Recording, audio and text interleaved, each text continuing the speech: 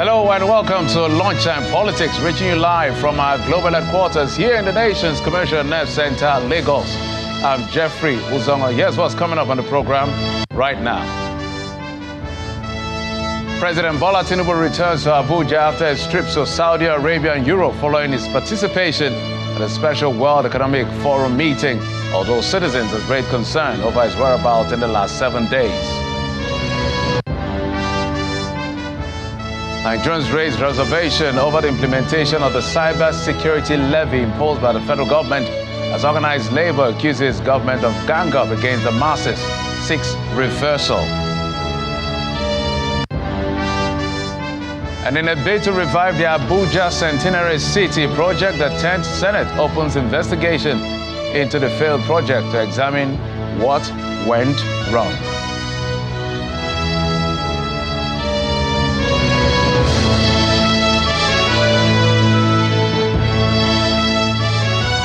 Thanks again for joining us on the program. It's the midweek edition, and we kick off the tracking of the policy from the presidency, where we can tell you that President Bola Tinubu has returned to Abuja after spending about 2 weeks abroad.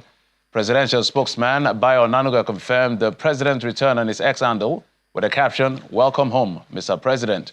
Mr. Onanuga, in an earlier tweet on Tuesday, had hinted that the president and his aides will return to the country on Wednesday from Europe.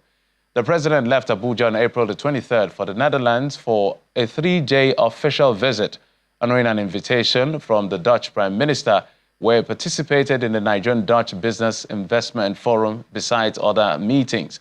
From there, the president proceeded to Riyadh, Saudi Arabia, to attend a World Economic Forum special meeting on global collaboration, growth and energy for development between April the 28th and the 29th. After the summit, however, the president did not return to the country immediately, raising concerns over his whereabouts by some citizens in the last 7 days.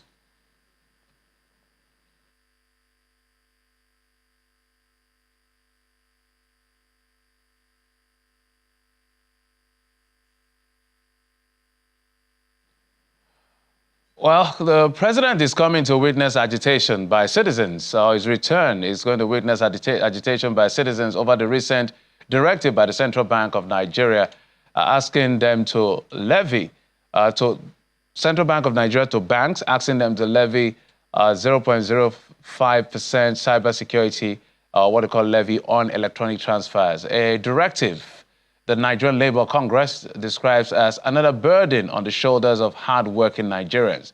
A statement by the president of the NLC, Mr. Joe Ajero, says the directive is another gang-up by the ruling elites to continue its extortion in their work and exploitation of the helpless workers and the masses.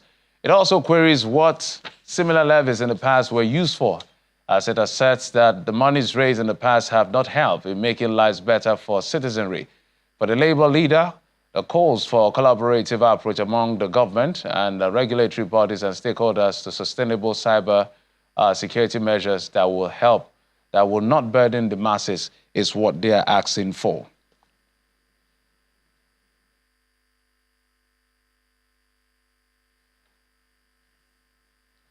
Let's now move on to other stories. And 10 years after the launch of the Abuja Centenary City, the Senate has opened an investigation into the failed project, which the 10th National Assembly is seeking to revive. The sponsor of the motion, Senator Ashiru Oyelola, representing Kwara South, noted that the original estimated investment of the project in 2014 was $18.5 billion. The Senate therefore set up an ad hoc committee chaired by the Deputy Senate President to also review the agreement and recommend amendments to facilitate an expeditious completion within the defined framework. Our National Assembly correspondent, Gloria Omezuike, reports.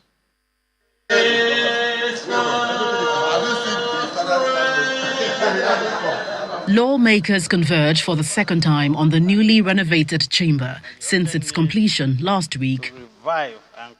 A reordering of the previous sitting arrangements was observed. We need to change so many things. But this move did not do much to satisfy some other lawmakers who still had issues with the renovation work. You can all agree with me, especially those senators that have been here previously, that this is not a chamber.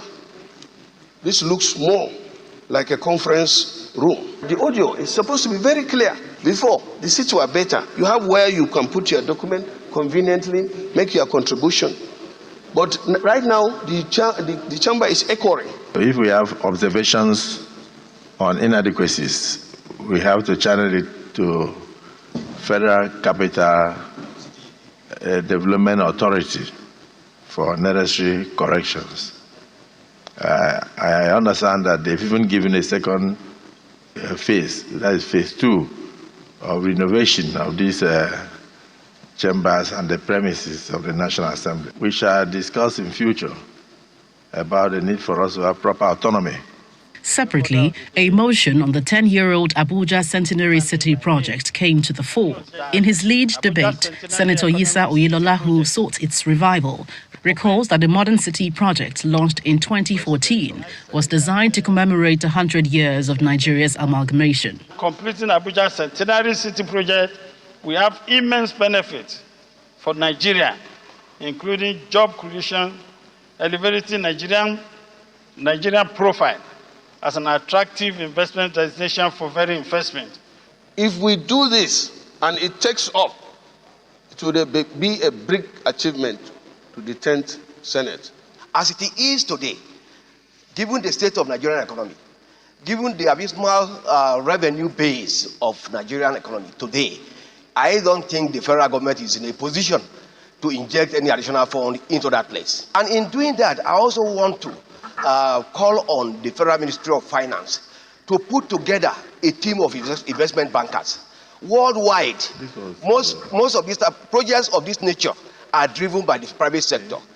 The Senate then adopts the resolution to set up an ad hoc committee for further investigation. Abuja is already getting congested, and if this is done, I think it will help.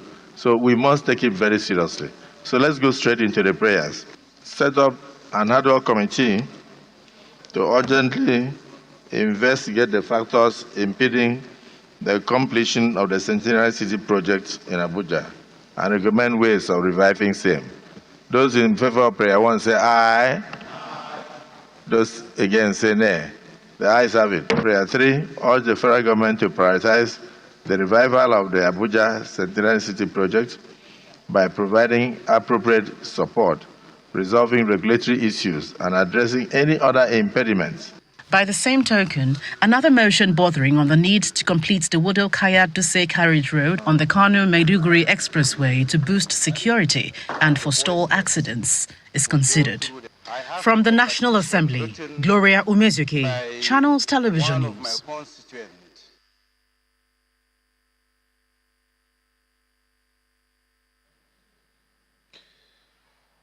There's a lot going on in the policy, one of which is, let's bring you what's happening now in Rivers State as we speak, that Association of Local Government Chairmen are currently briefing, having a briefing at the Mayor's Lodge in Port Harcourt following the calls by the APC to restart impeachment of Governor Siminalayi Fubara.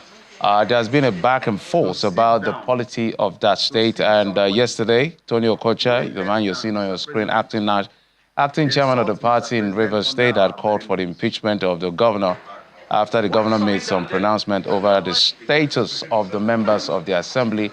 The assembly members had vetoed the governor the same day on the 7th legislation. And the Rivers State House of Assembly, as we speak, is also speaking. It's also meeting or sitting at the moment. So we're eyes and ears on Rivers State to find out how all of these sittings by the local government chairman as well as the members of the House will pan out eventually.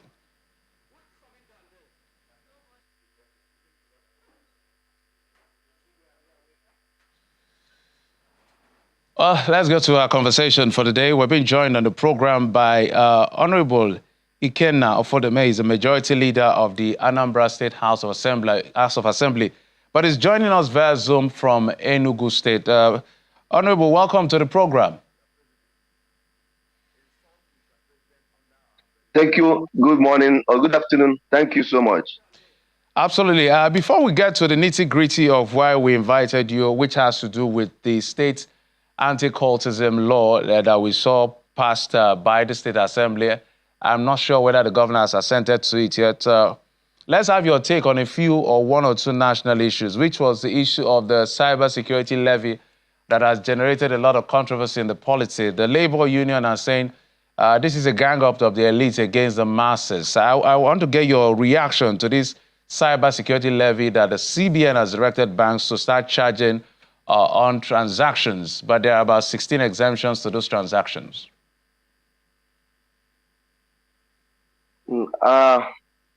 Actually, on this issue of national matters, everybody is being worried on the state of the nation. Every person is being worried on how economically things are going bad.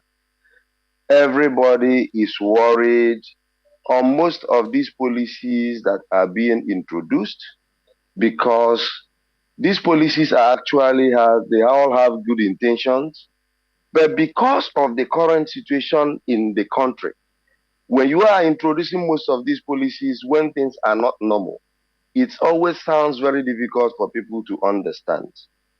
The cyber situation where CBN is charging almost everybody.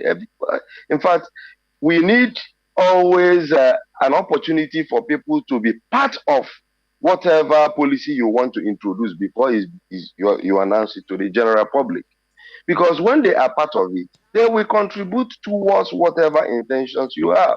So that the moment you make your pronouncement, it will be on a general acceptance.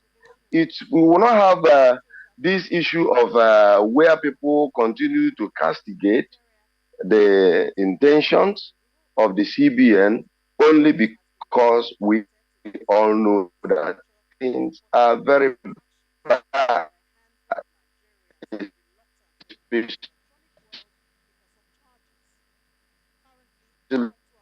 economically. You don't charge the charges you are introducing, you are charging them. And these are some of the not comfortable, what you want to achieve, even trying to input to people to accept what does it serve as a kind of return investment from those who are meant to pay all those charges. The only feelings I have and my submission towards most of national introduction of policies that are meant to help Nigeria is that they only sit and wake up in the morning and they do their pronouncement. No awareness, no true knowledge that will be given to the people. We have the state government and like we are the legislators at the state level, even the local government leadership, where most of these informations are meant to go down before any of the pronouncements, so that at the very grassroots level, people will already be aware of what is about to come to them, like the way we have weather forecast. Weather forecast is a typical example of how we are going to make a good leadership in introducing policies that has to cybercrime, economic, and whatever. If people will always key to listen to that, yes, a certain thing is going to happen at a certain place, so you need to put your house in order. A certain thing is going to happen within your environment. You need to desert or leave that environment before it takes place. Something is meant to be transferred and be applicable on every other section, especially when it has to do with the economy. And that's the only area I want the central bank to always believe, that this is not about pronouncement, so that it doesn't sound like to be like an impunity or an order. Every instruction or everything that you want to give to the people, you want them to believe you, there is need for an awareness, so that people can argue, make their points, and use their points as an amendment. All right, Honorable. So for context, we know that this law came into being in 2015, but was amended this year. And there's still a bit of a confusion as to whether it's 0.005 or 0.05% and all of that. But there are 16 exemptions. But we also listed and showed you on the screen some of the many levies we are paying when it comes to transactions. And people are saying this is an anti-financial inclusion. So those are the things Nigerians pay for, literally, maybe more from what we are seeing on the screen. So people are worried about the inclusion policy, financial inclusion policy, whether this is not antithetical to that inclusion policy. But let's move on from there to the issue in question from Anambra State. We will come to why you are in Enugu State in a bit, but we know that I think last week or so, the State Assembly, where you were present, passed a law which you call the anti-cultism law, just to paraphrase it. So one will wonder, how prevalent is cultism in Anambra State that necessitated a legislation to this effect?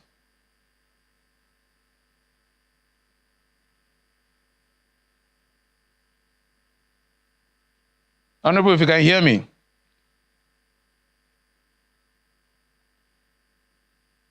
Oh, yeah. Okay. Honorable Ikenna Fodeme is a majority leader of the Anambra State House of Assembly. So whilst we're trying to get him, just to provide context why we brought him to the program, is the fact that last week the State House of Assembly had passed a law on anti-cultism, just to paraphrase it, not the full citation of that particular law. And one of the provisions of the law is the fact that if anyone is caught being a member of a cult and is found guilty by a court, is going to prison for at least 21 years without an option of fine. Very soon, I'm sure they're going to give me that slide of what exactly that piece of legislation says. But they also mentioned the fact that if an individual renounces cultism and submits weapon, it will not be charged to court to that effect. So, Honorable, I understand you're back. So I wanted to get your response as to the intent. We are clear on the intent, the prevalence of cultism that necessitated the law.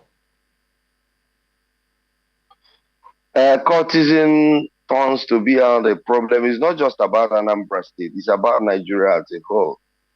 Cultism have actually triggered and upgraded some level of things that we have not been able to be experiencing in the past.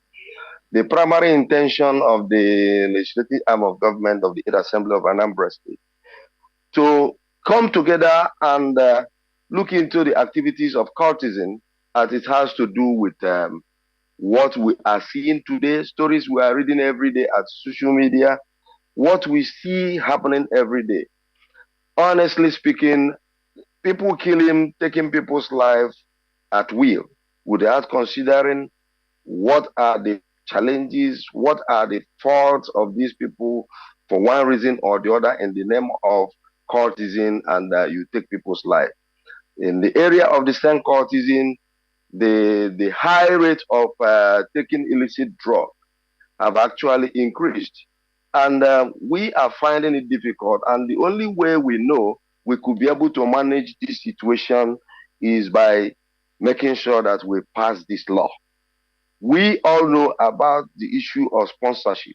Initially, when issue of cultism, especially we politicians, we see that this is windows where politicians introduce thuggery, and today thuggery is a very big crime during the elections. But it has surpassed that.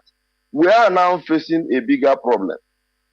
We are now facing a bigger problem that most of even the agitation you see in southeast, southwest, and most of these areas, when you now go down deep, you will see some elements why we label them to know that they are practicing cultism, because they got to a level whereby they subject themselves, taking an oath, making themselves to be a superior government above the legitimate government of the day. These are the things where we have already studied and said that what is the cause of insecurity? The cause of insecurity, the major cause of insecurity is because of the common, in the name of social relationship, the common ways people come together and label themselves one name and take a decision on how they will be doing all those things, that committing all those crimes are not even accepted anywhere before man and God. And Anambra State House of Assembly come together and said that these laws are very important. We considered also those who support them. We considered also those who sponsor them. We considered also those who fund their activities. Most of the weapons, we are talking about both guns, machete, all those things are being kept somewhere. We also considered in that law those hotels, those houses, where they come together before they commence most of those actions. Police actually have some limits, including our social vigilante, security vigilantes. They don't have that enormous power to take actions on how to arrest most of these people because... My apologies if I'm rebutting because of time. If I'm rebutting just because of time. Now, I know I'm happy you mentioned it. So let me highlight it yet again.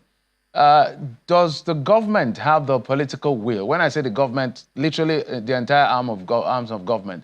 Do you have the political will to follow through? We're talking about 21 years in prison. Given the fact that people believe that most of these guys are being sponsored by politicians or they have the backing of the political class. And it is the same political class that are making this law. So that it's not going to just be just for the papers. Are you seeing anything because I think a few days ago, just 2 days or so, somebody was killed again in one of the campuses. Yes, we are very serious. This is not a joke. We are very serious and we are mean about it. The government of Professor Soludo is very ready to make sure that everything that has to do with that law is fully implemented. Taking somebody's life, you cannot even equate it with 21 years imprisonment. There is no way you will equate it with that. If it is easy to make human being, nobody will always rely on going to where to visit before you talk about the issue of producing human being. But we are very mean. We have actually also, through the Mr. Speaker, to follow up. We are about to commence another seminar on how to call all the security apparatus. Let all of us come together so that we will look at some information we have, some information that in our disposal. And if we fail, it will also affect us. We are talking about some other person's life taken. It might be somebody's child. It might also be somebody's father. At the same time, how can somebody stay in his house and think that he will go free if he is part of the people that aided or sponsored the elimination of such person's life? We are ready, like I said. The government of Soludo, like you have in that our bill, we have also given opportunity for those who want to denounce, those who want to come out. The governor said it before now. For most of those criminals who are inside the bush, these are also part of the cultism we are talking about. Come out there. He is willing to welcome you. Denounce whatever that life you are living. He will welcome you. But in a situation when you said that you have chosen, this is the type of life you want to live, the government is coming in full force. That law is not for anybody. That law, there is nothing to joke about it.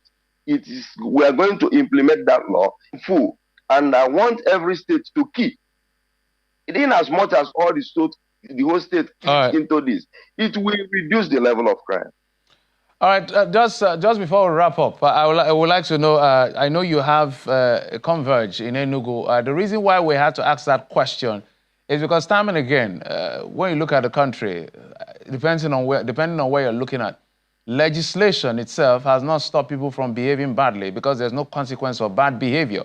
So we're not in deficit in terms of legislation. We have a flurry of all of them, but implementation is always key. That's why we're asking those questions. Maybe highlight for us what exactly is happening in Enugu, which is why you're there, in about 30 seconds. Yeah, we are here for 3 days retreat on how to improve the honorable members in their performance in carrying out their duties as legislator, more especially in the area of engineering the process. When we talk about engineering the process, we are more there is no way you will be able to perform well if you cannot be able to drive the intentions you have in mind. Like you rightly said, it's not just about talking. We consider how do you get those things implemented. It's not about the law. How do you follow up that those laws are being obeyed? And these are part of the training. You cannot stop training of the legislators. We will continue because every day you will see new things coming up. Because of innovation, the training continues. And that's why we now decided that we are going to come for a 3 days retreat, looking holistically the challenges we are facing as legislators, the relationship and bonding we have with the executives, and to understand why most by the general public. All right. This is the major reason why we are in Enugu for today. Thank you for coming on the program. Mr. Eke Afodeme is the majority leader of the Anambra State House of Assembly, Representative Kusugo in that state constituency. Thank you so much for coming and wish you well. We want to see implementation of these laws beyond just legislation. Thank you for coming. Thank you so much. Channels, I really give you people kudos for passing information to the general public. There is nothing much we can say. In any area, we'll continue to support you. Thank you. Absolutely. Thanks for your kind words. Let's move on now to other stories. We told you that we're watching what's going on in River State. The entire chairman of the local government are meeting, as the members of the House of Assembly are also meeting. So we don't know what's brewing. But yesterday, the elder statesman and leader of the Pan-Niger Delta Development Forum, PANDEF, Chief Edwin Clark, has written to the Inspector General of Police asking him to forestall the breakdown of law and order in River State. The Niger Delta leader says the political situation in that state is capable of snowballing into a crisis of national proportion if not properly handled by the police. I should call a press conference to present an open letter to the Inspector General of Police on the situation in Rivers State, the ugly situation in Rivers State, whereby the police is doing nothing. We have seen that your policemen in uniform are being used to breach the Constitution of Nigeria with impunity. You have a duty to arrest the situation. People who have been declared, whose election have been declared null and void, they are no longer there, should not be allowed to disturb the government of elected government in Rivers, because he will spread to Niger Delta, from Niger Delta to Nigeria, and it will affect our economy. So I believe that the Inspector General of Police should advise Mr. President that the interest of one individual and his men should not be taken above the interest of the nation. Otherwise, there will be problem in this country that it will not be able to cope with. And that's it on the program. Thank you so much for your time and, of course, your usual company. I'm Jeffrey Uzama. You've been served on Lunchtime Politics.